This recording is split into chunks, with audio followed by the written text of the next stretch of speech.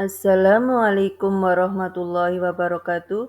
Bertemu kembali dengan saya Eni Asmawati. Saya calon guru penggerak angkatan 9 berasal dari SD Negeri 2 Kaliwangi. Dalam video kali ini saya mau memaparkan tentang koneksi antar materi, kesimpulan dan refleksi modul 1.1 dari pemikiran Ki Hajar Dewantara. Ki Hajar Dewantara membedakan kata pendidikan dan pengajaran. Pengajaran merupakan proses pendidikan dalam memberi ilmu atau berfaedah untuk kecakapan hidup anak secara lahir dan batin. Pendidikan memberi tuntunan terhadap segala kekuatan kodrat yang dimiliki anak agar ia mampu mencapai keselamatan dan kebahagiaan yang setinggi-tingginya baik sebagai seorang manusia maupun sebagai anggota masyarakat. Pendidikan dan pengajaran.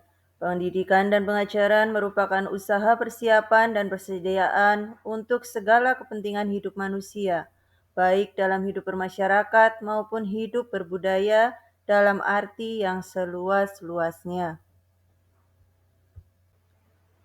Tujuan pendidikan menurut Ki Hajar Dewantara yaitu menuntun segala kodrat yang ada pada anak-anak agar mereka dapat mencapai keselamatan dan kebahagiaan yang setinggi-tingginya, baik sebagai manusia maupun sebagai anggota masyarakat. Pendidik itu hanya dapat menuntun tumbuh atau hidupnya kekuatan kodrat yang ada pada anak-anak agar dapat memperbaiki lakunya, bukan dasarnya, hidup dan tumbuhnya kekuatan kodrat anak. Dasar pemikiran Ki Hajar Dewantara diantaranya adalah sistem among atau menuntun, sesuai kodrat alam dan zaman, berpihak pada murid, budi pekerti, merdeka lahir batin, bukan tabula rasa, petani seperti tukang kebun atau petani kehidupan. Dasar pemikiran Ki Hajar Dewantara yang sesuai dengan kodrat alam dan kodrat zaman. Kodrat alam berkaitan dengan sifat dan bentuk lingkungan di mana anak berada. Kodrat zaman berkaitan dengan isi dan irama. Kodrat alam yang dimaksud adalah kekuatan, potensi, atau keadaan diri yang secara alamiah atau idiosinkratik melekat pada diri masing-masing individu. Kodrat zaman adalah kekuatan, potensi, atau keadaan diri yang berubah secara dinamis sesuai dengan kondisi sosial, budaya masyarakat, atau perkembangan zaman.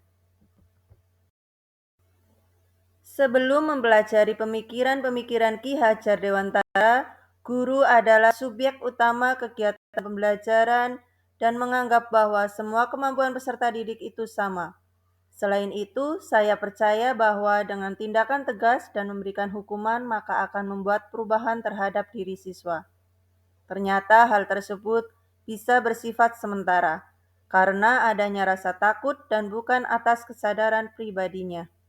Saya belum menyadari adanya kodrat alam yang membuat siswa ada memiliki kemampuan yang berbeda-beda, sehingga sering memberikan materi dan cara mengajar yang sama terhadap siswa.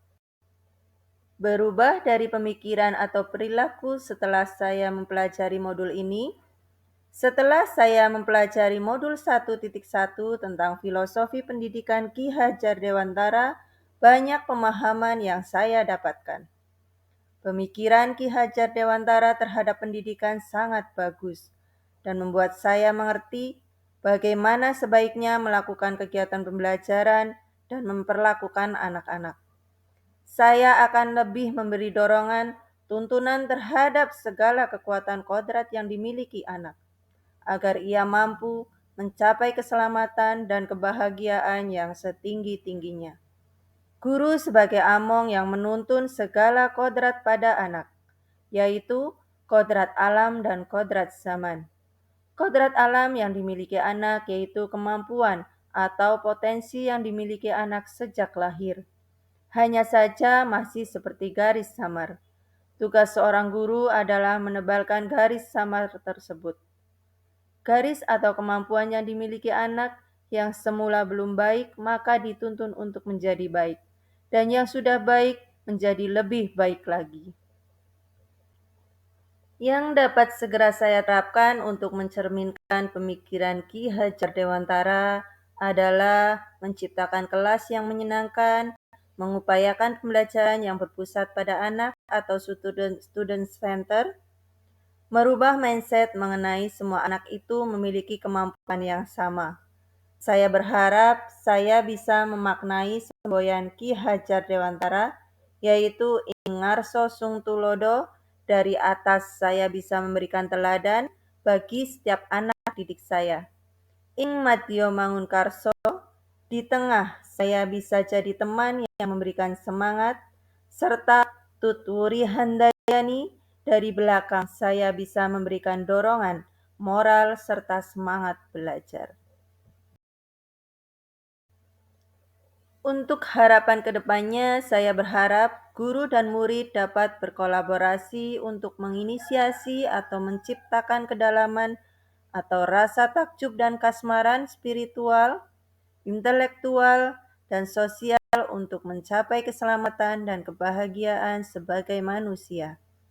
Siswa dan guru merdeka belajar yang berkolaborasi bersama, menggali dan mengembangkan potensi siswa dan mengakomodasi karakteristik masing-masing untuk mewujudkan student well-being. Demikianlah pemaparan dari saya. Semoga bisa bermanfaat. Terima kasih. Wassalamualaikum warahmatullahi wabarakatuh.